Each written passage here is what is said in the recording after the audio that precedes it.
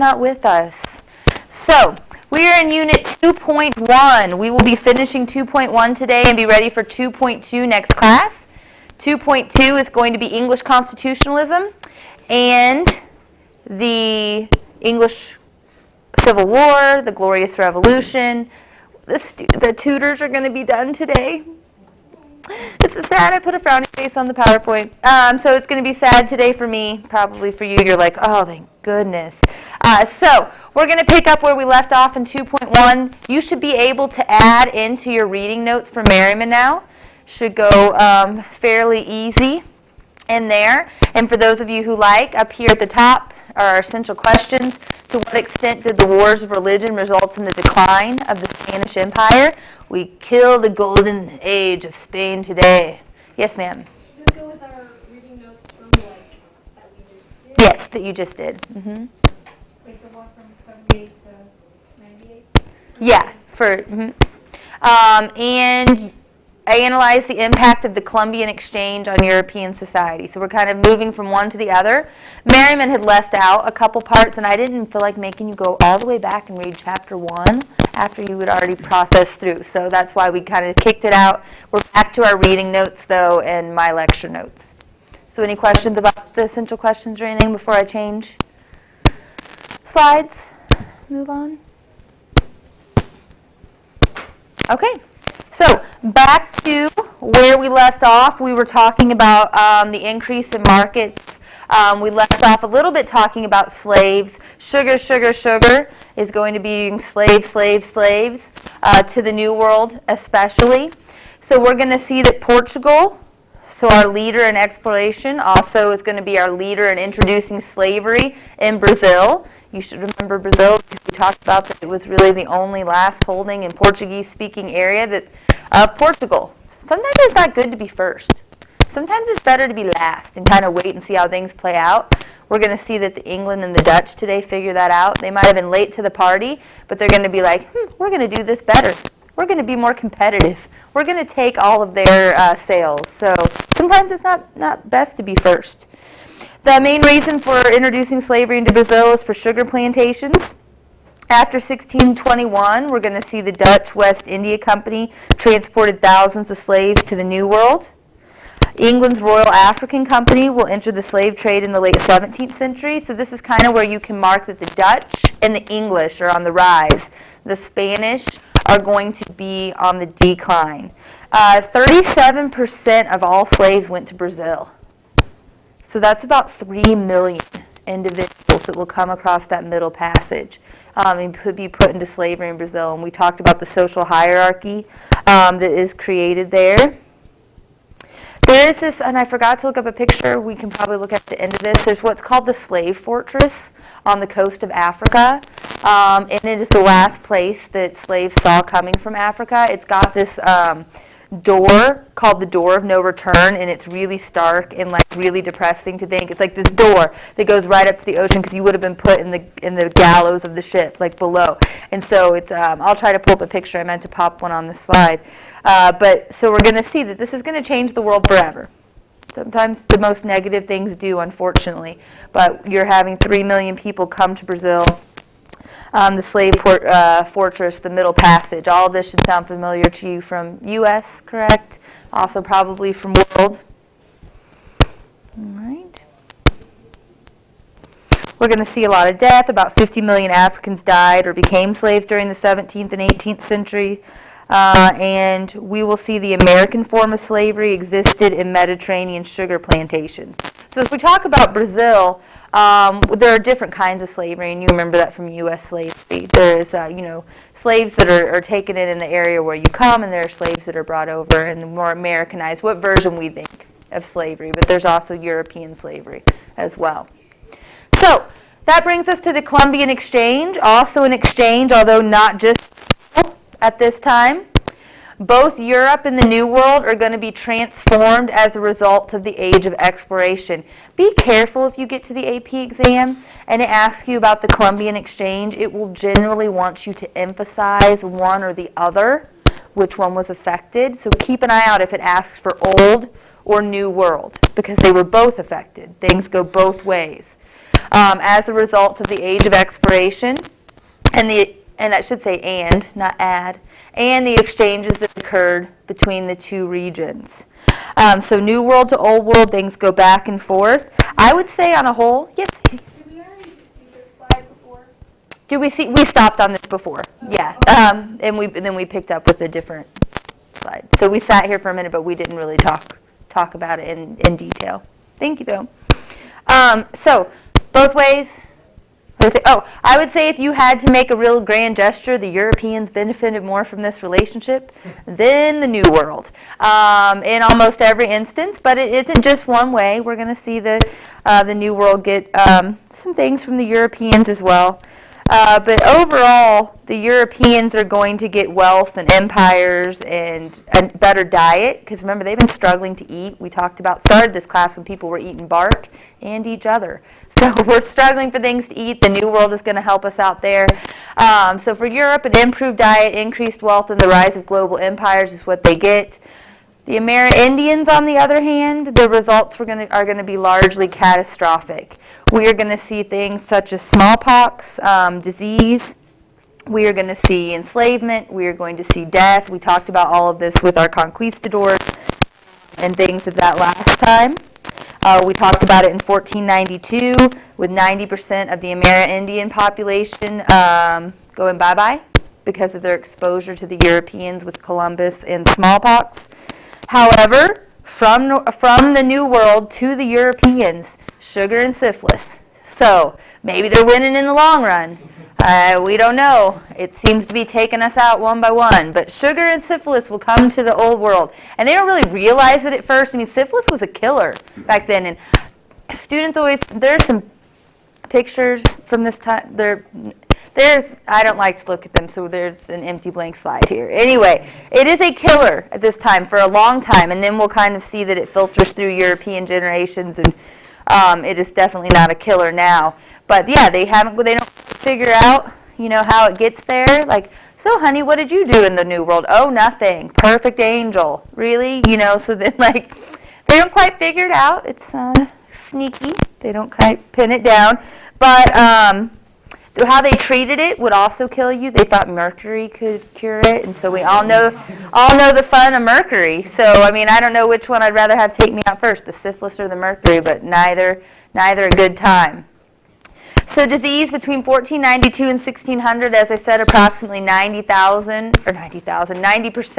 of the Amerindian population perished. Smallpox, the main killer of them, but we will see syphilis taken back to Europe. But not nearly 90% of the Europeans are decimated by syphilis. And of course, smallpox isn't just the exposure. It becomes a biological weapon. Like here, take this blanket. It's covered in smallpox. There'll be all kinds of episodes of that where, just as the plague was by the Mongols, used as biological warfare. It's not a hard thing. Really, know enough about the diseases to be able to effectively use them as weapons? Not enough, except that if you were exposed to it, that you were probably going to get sick and die. Okay. Yeah, and so it's just a good bet that if I throw this icky, crappity corpse over there, there's a good chance that they're not going to be feeling well in a couple days. It also psychologically, it was like, hey, here's a helping hand. That sucks. And with the Mongols, who wants to see bubowed bodies being thrown over the wall? So we have that. And then for Europeans, so let's get rid of all the nasty ickiness. For Europeans, we do have a revolution in diet. So, for all that they did for the Amerindians, they get back a revolution in diet. We're going to see the potato is going to become an increasingly important part of the European diet. The most important new staple crop. It will come from South America. Other important foodstuffs will include maize, from Mesoamerica, pineapples, tomatoes, tobacco, beans, vanilla, and chocolate. And chocolate is going to blend well with our real new addiction that the New World gave us, sugar. We didn't really have a taste for things as sweet. Like chocolate was bitter. It was not a popular item. We'd kind of known about it. You add some sugar to it, voila. Nice, good. You can imagine human beings, chocolate. It's a craze. It stuck. So potato comes from the Andes Mountain. Plants, from the old world contributions to the new world. We're going to see that livestock is going to be brought. There weren't a lot of domesticated animals in the New World, and we will see that that will be something that comes with Europeans, but also devastating. If you've never been in warfare with a horse charging at you, this is new for the New World. They're like, oh, wait a second. We're also going to see some other animals exchange back and forth. The turkey will become the most important meat source exchange from the New World to Europe. The horse goes from the Old World to the New World, so just remember that you need to know which way things went in the exchange. And it will change lives, and it changed the world forever. Yeah, turkeys go from the New World to Europe. So here's a nice handy-dandy chart if you want to know which way things went. If you want to jot that down or take a picture of it with your iPad or whatever you'd like to do. So diseases, syphilis from the New World to Europe, plants, potatoes, corn, tomatoes, pineapple, tobacco, beans, vanilla, chocolate, turkey, gold and silver. Of course, our mercantilism there. But then from Europe to the New World, smallpox, measles, the bubonic plague, influenza, typhus. We brought all kinds of party favors. Plants, wheat, sugar, rice, and coffee. And then animal, horses, cows, pigs, sheep, goats, and chickens. So, Columbian exchange changed the world forever. Think about how many, you can't sit down to probably one meal in your day where you don't have something from both lists. So, pretty significant. Everybody get a picture, get written down what they want, if they wanted it, before we move on.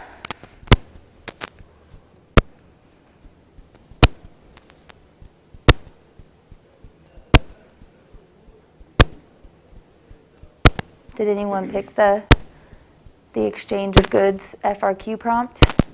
You said from Europe to the New World, and you said sugar. From plants. Yeah, so sugar is going to be, it's just the process of planting it. So we've had the knowledge of how to do it, but the process of planting it and the ease. Yeah. Gotcha.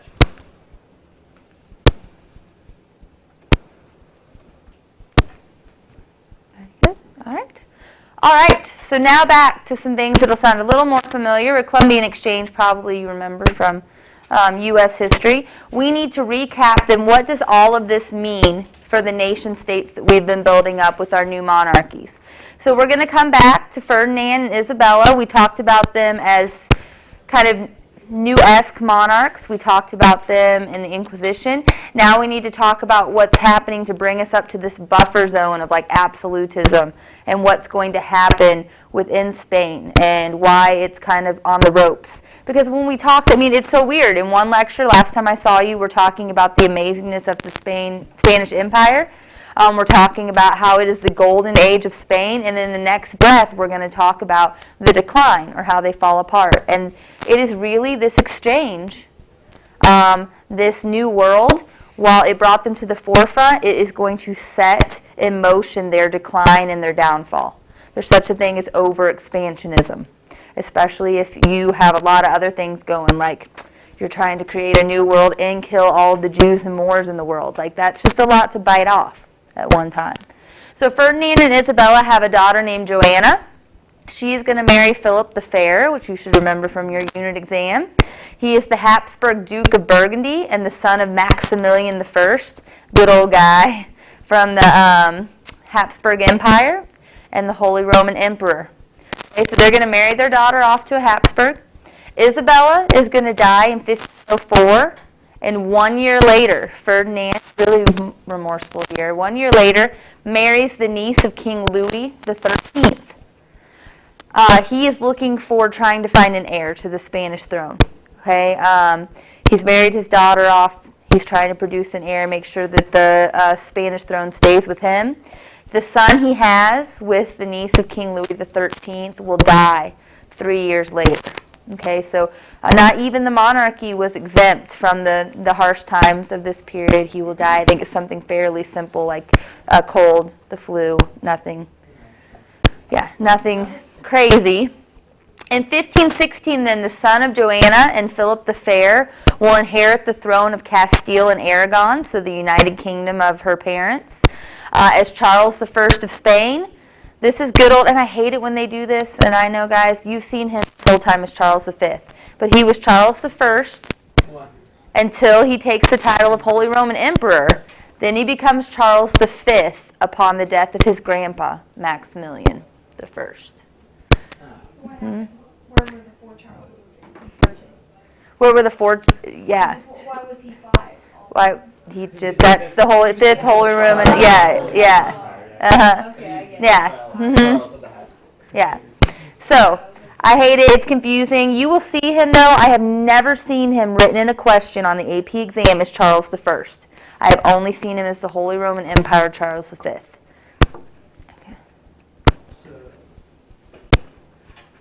So Maximilian is dead, the Holy Roman Emperor, and now Charles V, who is married to the Queen of Spain, or the Spanish Habsburg Empire, are married. He is now, so this is where we're going to start to see that, the 16th century golden age of Spain, all of this power. So up here you have Isabel and Ferdinand. I like to just give pictures. There's their daughter, Joanna. You can see the family resemblance, right? And then you are going to have Philip the Fair, and then you are going to have then Charles I that becomes Charles V. And you've seen him hanging around before. I'd like you just as fun here to watch the Habsburg faces as we move through today. Just keep an eye on some of the faces.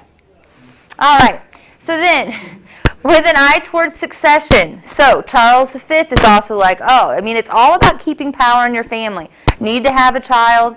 Charles V is going to arrange the marriage of his son, Philip, to the English princess Mary Tudor. So here we come back. We're connecting all of the dots.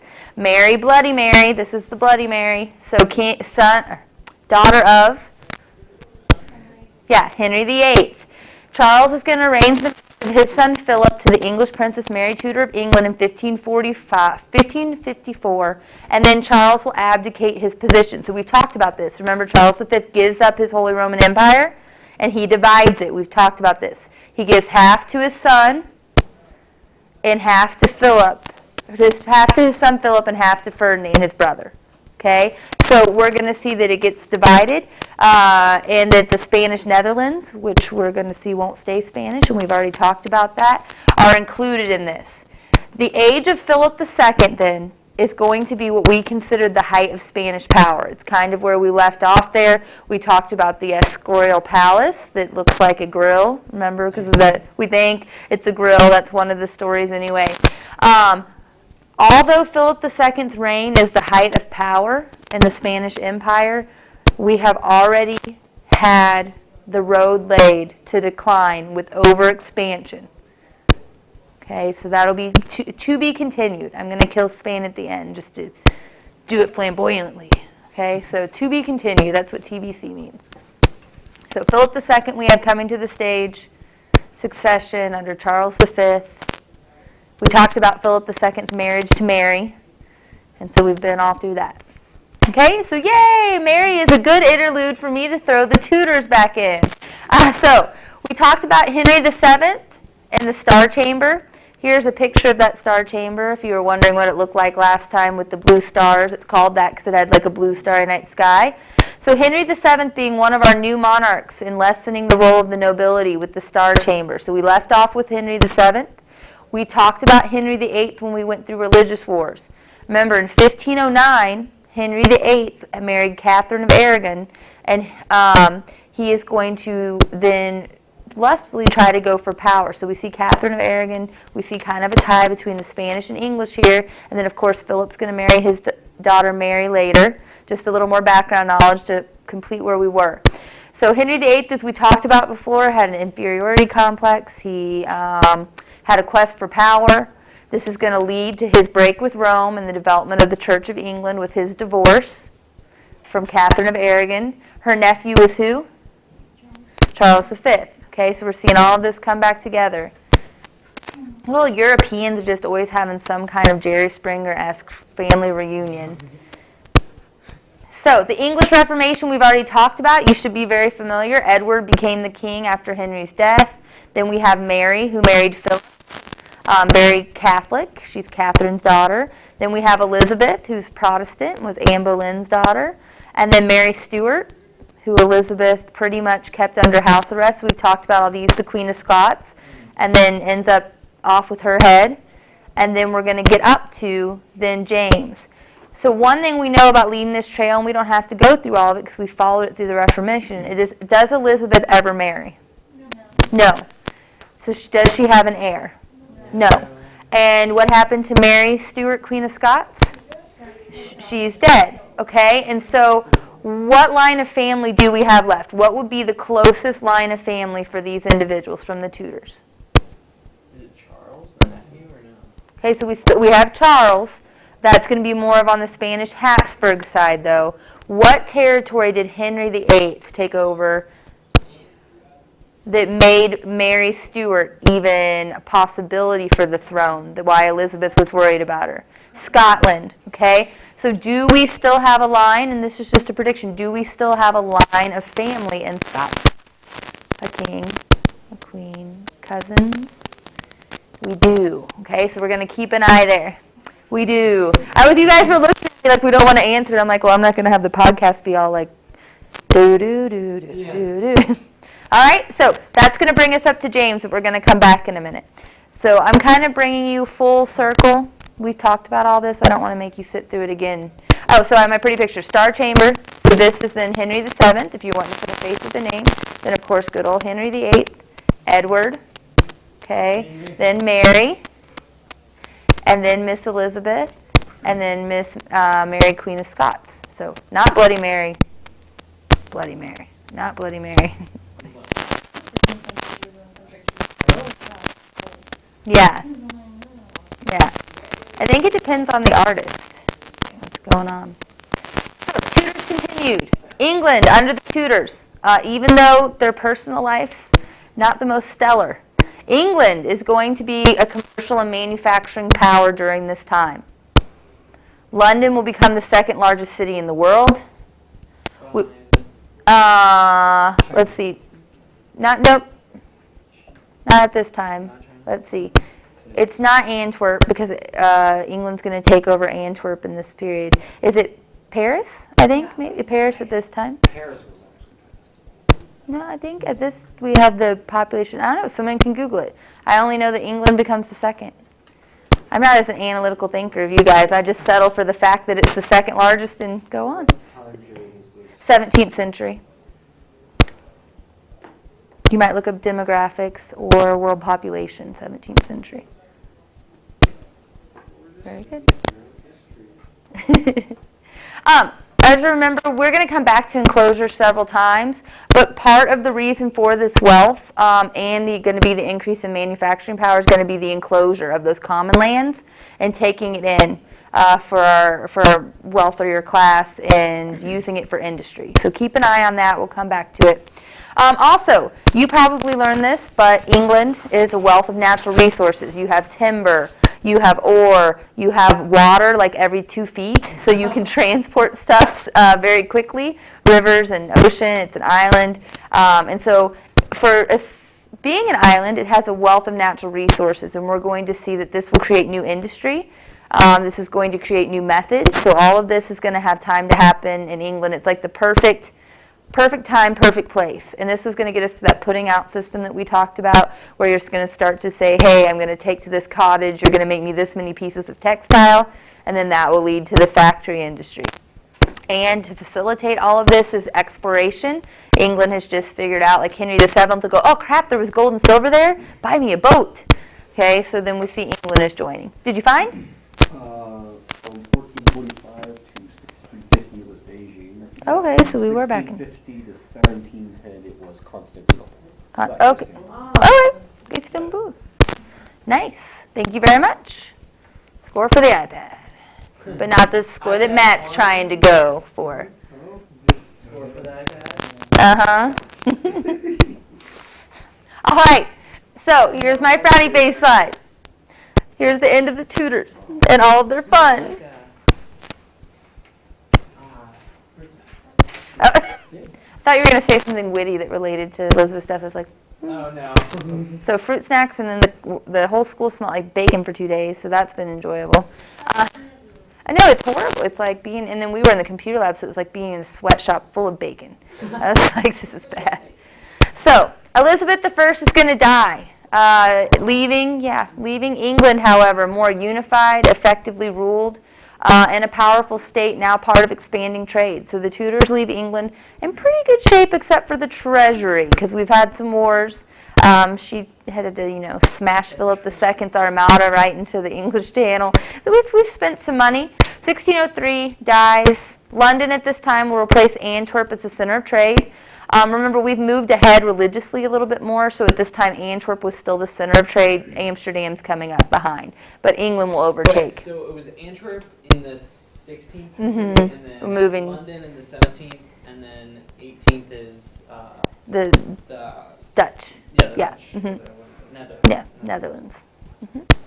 The East India Company we're going to keep an eye on. We talked about the joint stock companies, monopolies.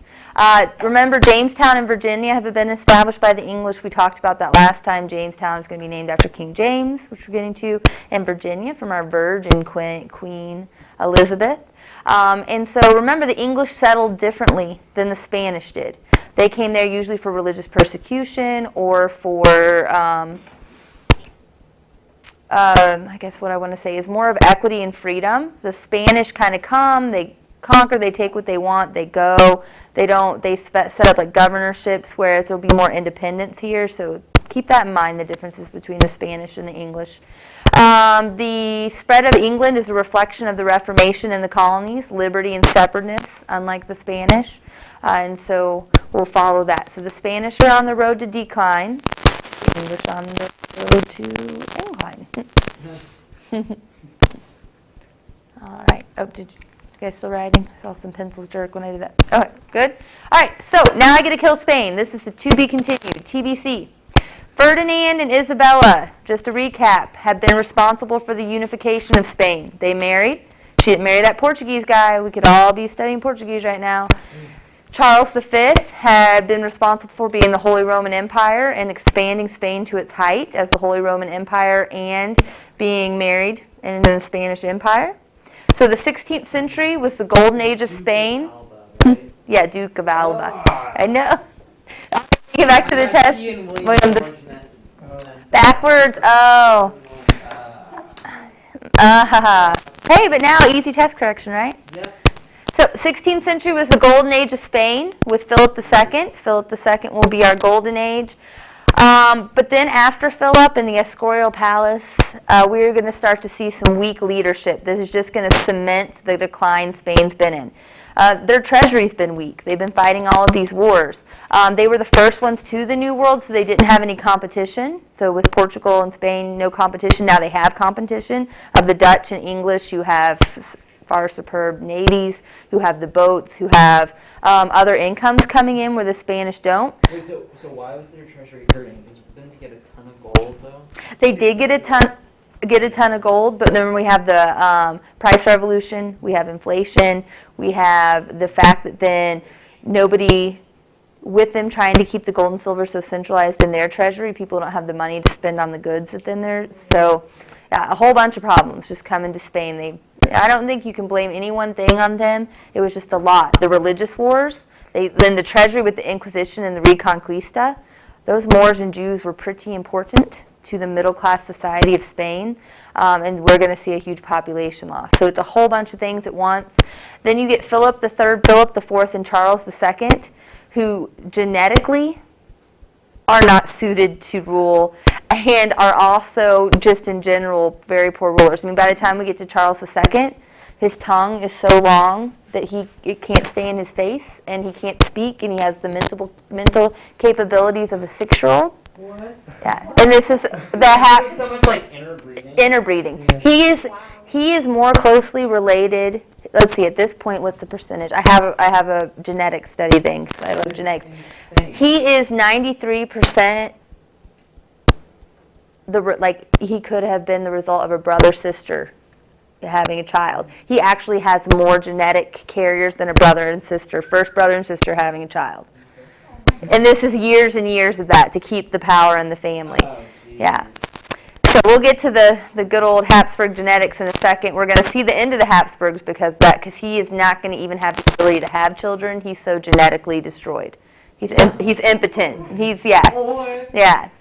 So How do you determined this? Like, we found his body and like we're able to do. No, they have done all kinds of genetic followings of the Habsburgs. Yeah, and it's really not. It wasn't a big. They recorded every marriage, so we know that first cousin married. Like, I think at one point, like his grandma was also his aunt, and his aunt was also his sister. It was just like some weird.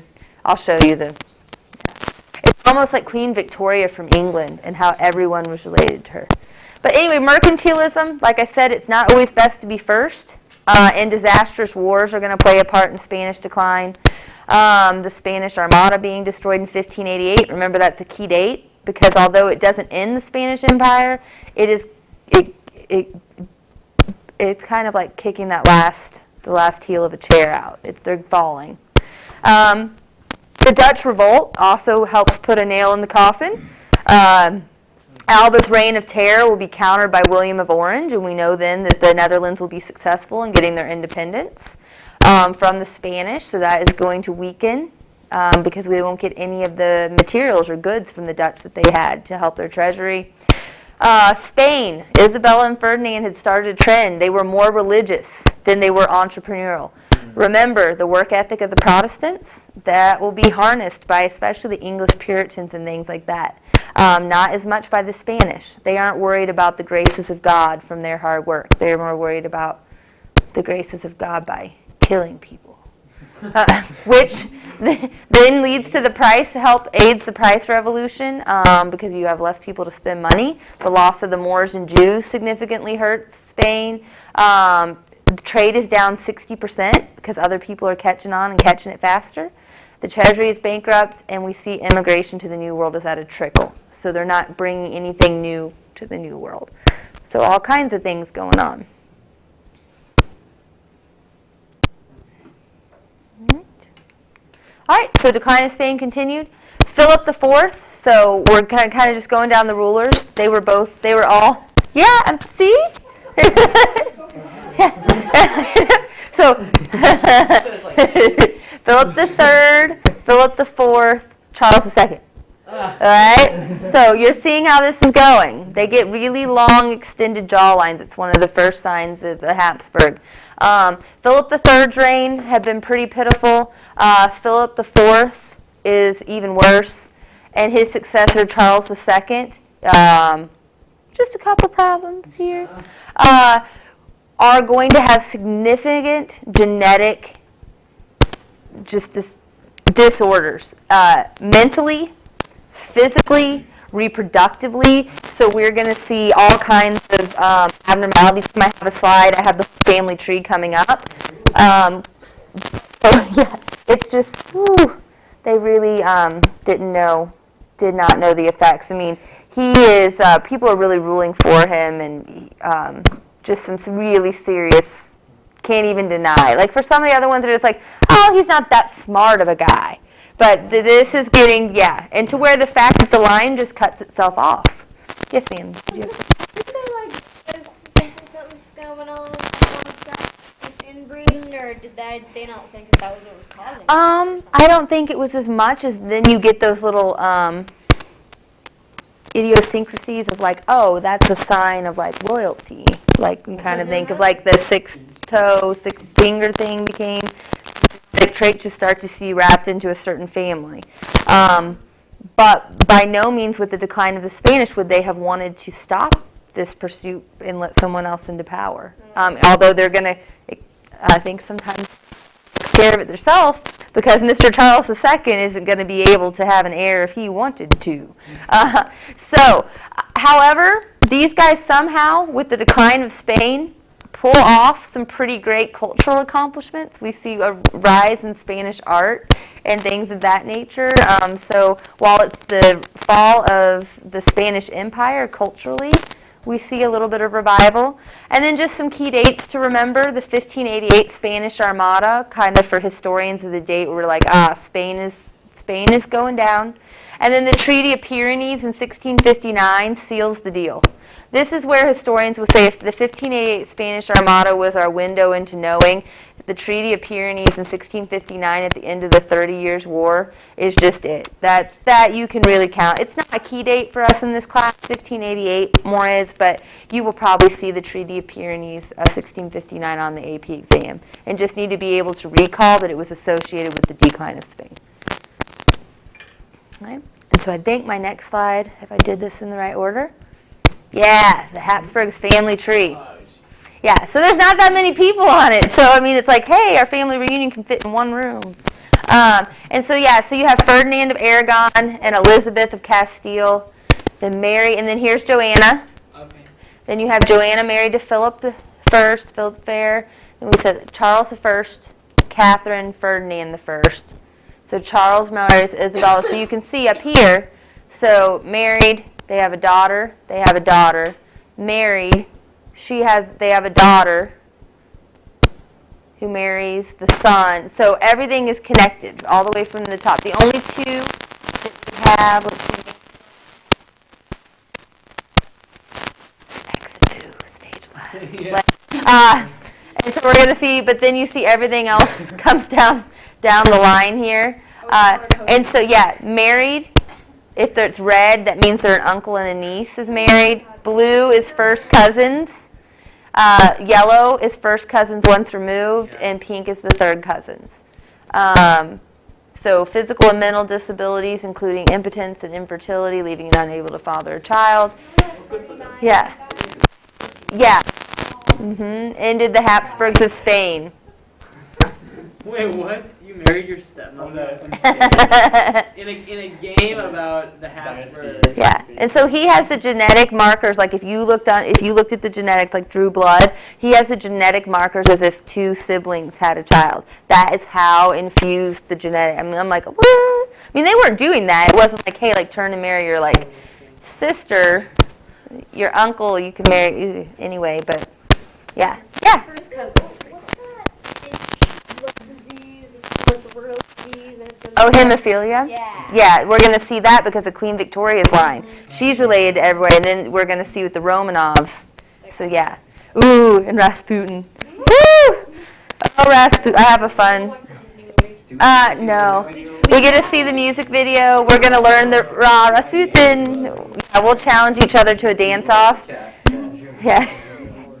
I mean, he freaks me out, but at the same time intrigues me. I made the mistake one year of like Googling, because you know that they swear that his most prized body part that he loved to show everyone is kept in a jar. And so I was like Googling like while talking to the students, and then everyone in the room just went, and I look up at the board and I was like, powers the fireboard off, like, ah. It was Rasputin.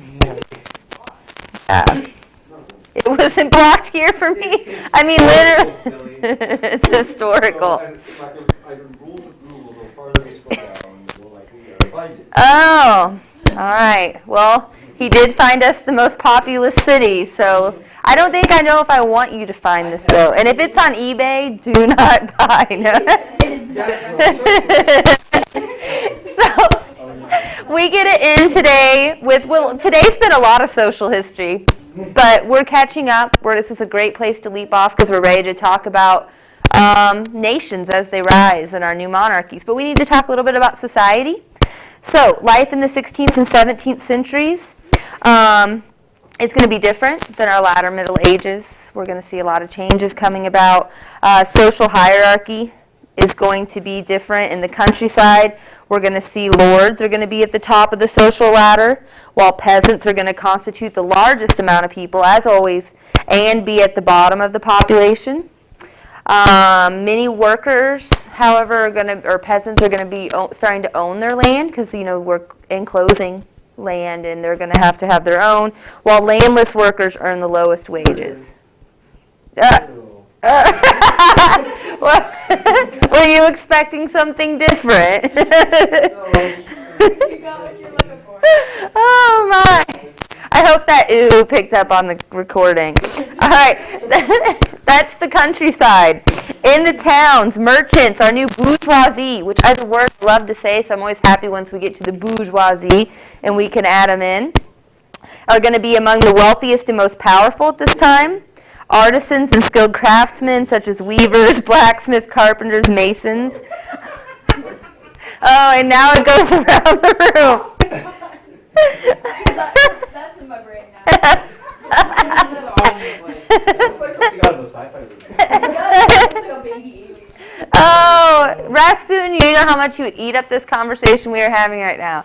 That is his, I just would call him the flashing monk. He just could not keep his clothes on. He would just run around and go, wacha, wacha, wacha, and wacha. He's so gross, but yet I'm like morbidly fascinated with him. I don't know. Something really.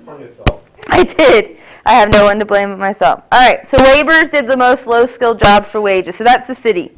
Education or wealth became the means of moving up. So you can get out of your station at this time. Education and or wealth, being entrepreneurial, being part of this new world search, can move you up in society. For the fortunate few, we'll see. Demography, the price revolution. This is just the study of people and numbers. This is sometimes called by historians the long 16th century because the population is going to grow very steadily. So remember we had the Black Death, but now it's going to be the long. Like we're going to see a steady, almost like stairs, incline in population between 1450 and 1650. Wait, can you say that? 1450 to 1650. And then once we're up the stairs, I like to think we just pause at the top at 1650 and we'll just kind of coast until 1750 when we start to learn to make more food with the agricultural revolution. Then we'll see it start climbing again.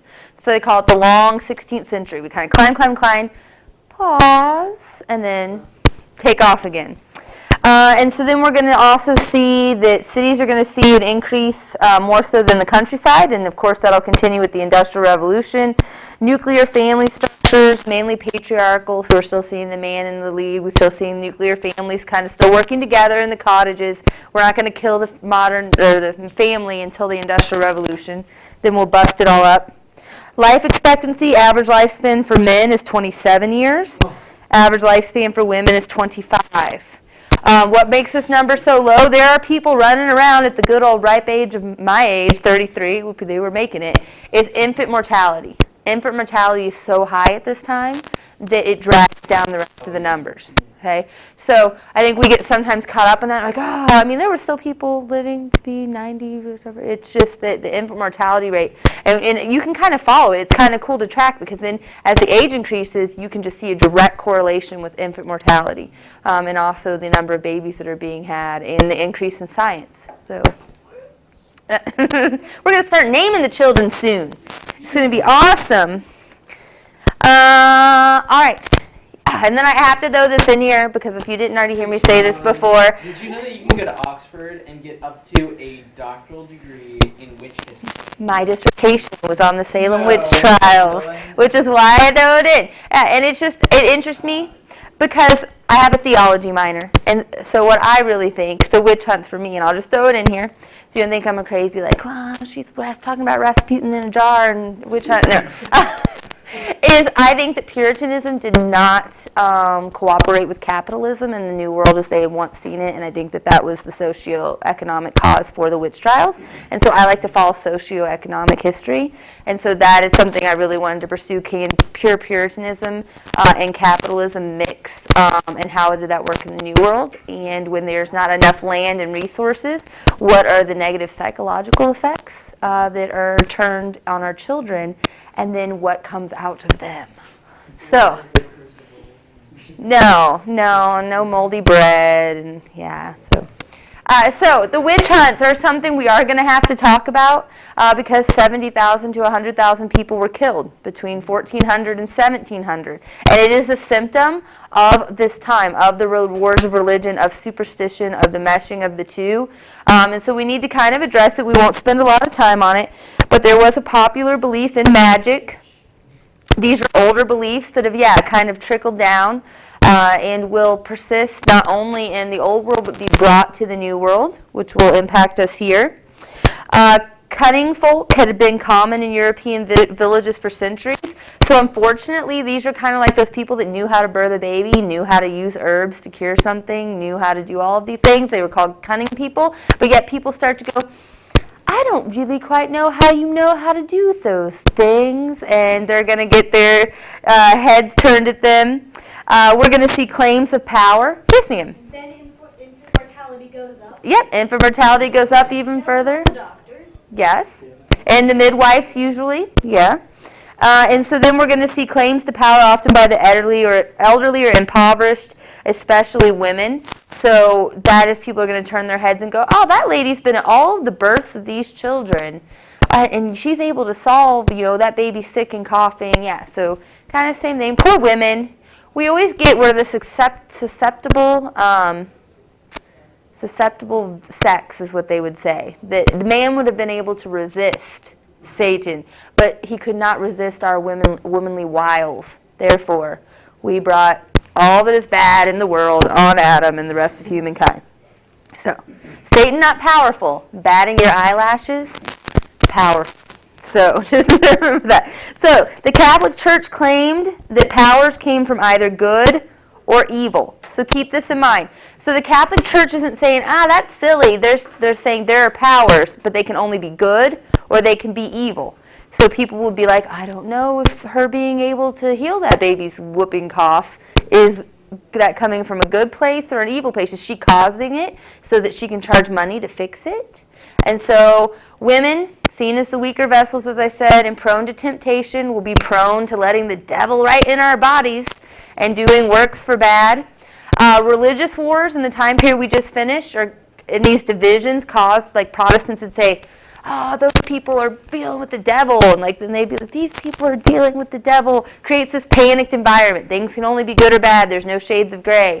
And scapegoating of witches or people that just generally you do not like or you do not think are holy enough or godly enough or just look weird are going to be the scapegoats for all of this panicked time. We're going to see that a lot of them are kind of those widows that haven't gotten married, people that live on the side of town, misogyny, the hatred of women coming out of people now interpreting the biblical stories for themselves is going to be increased. We're also going to see that leaders will try to gain loyalty of their people by saying, we can kill all the witches, watch. And so they try to get people on their side. All of these things going on.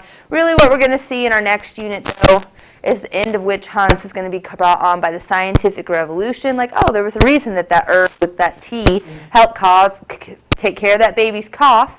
Also, the Protestant Reformation, that is going to give some founding to women not being maybe so horrible, and that God should be the only spiritual force in the universe, so it's going to kind of negate that belief that the devil has his equal of power. We'll see will help fix the witch hunts. And then the Enlightenment, literature, people being able to feel like they have a degree of control and that everything is not like God is doing it or the devil's doing it, will end it. Okay?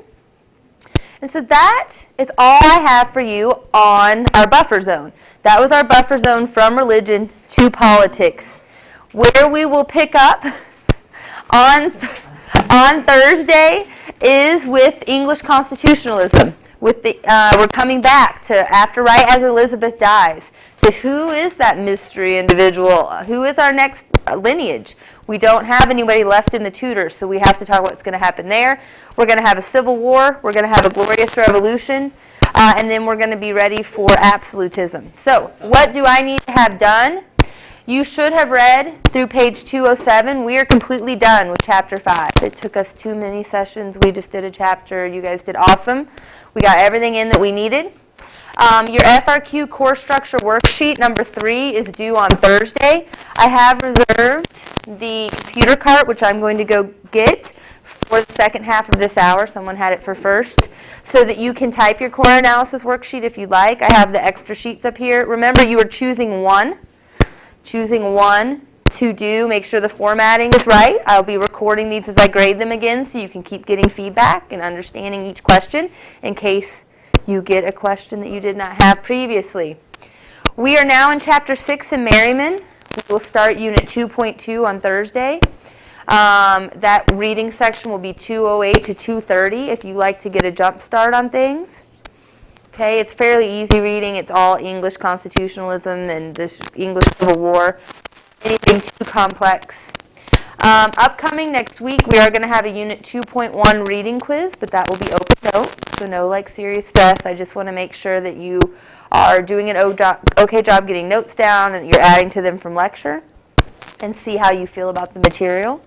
And then test revisions will start Thursday because one of the tests did not get out. So I will hand back your test to you on Thursday. You will have through next Friday then to revise them. You always get a week, and we'll continue talking about that. You guys, our average was an 82, so there's not a lot of revisions to be had, which makes me happy. And I think you guys solved 2 of them today in class with Mr. Phillip and Duke of Alba and William of Orange. So there you go. I hope I will have all of the essays then back. If not, and I'll on Monday, we'll make the revisions due the next Monday, and that will give you a week and a weekend to get the paper revisions done. Sound fair enough? All right. IPR out tomorrow, so if you have anything you need to talk to me about, please make sure you use time today. I think that's all I have. And if you were wanting to know what's come, this is the different topics for our Unit 2.2. Our next unit is absolutism. We will finish the golden age of the Dutch. I think in the Rockbridge Hero class, and they're at absolutism right now. They're at absolutism right now? Yeah. Yeah. They're super ahead of where they